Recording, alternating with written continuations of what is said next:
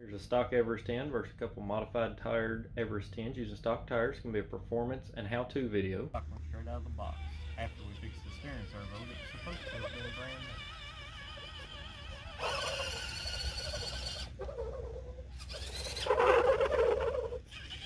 Find it.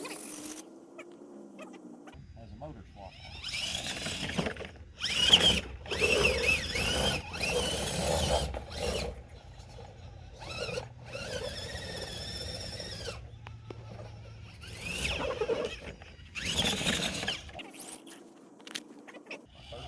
Redcat.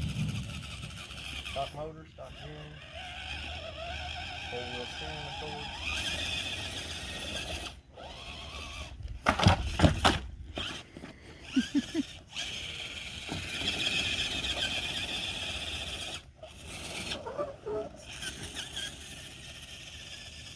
I'm telling you, they're a lot tougher trucks than people make them out.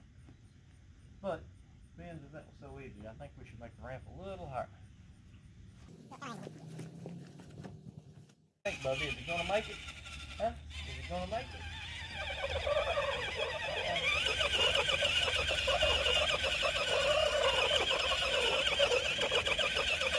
Almost.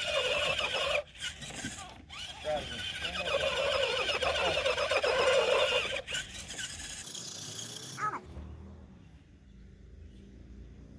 Darn it, you take it.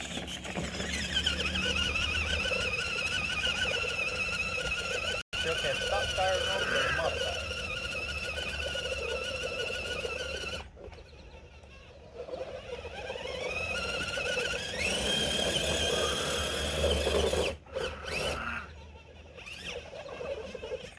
You like that one, Bubby? You feel they don't have the best turning radius. Stop.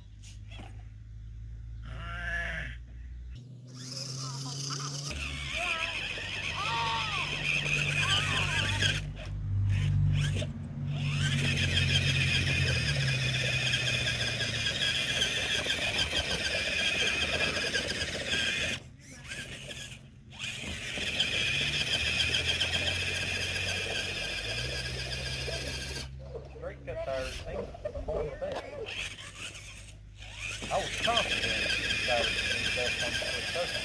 I don't think that's necessarily a fact.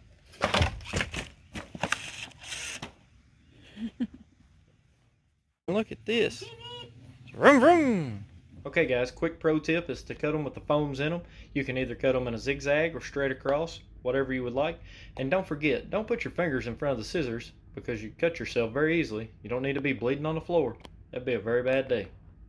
That straight cut all the way across look really aggressive. They pull really good also.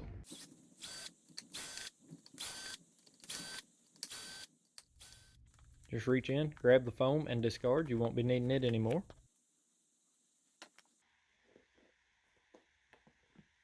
Never took the back side off.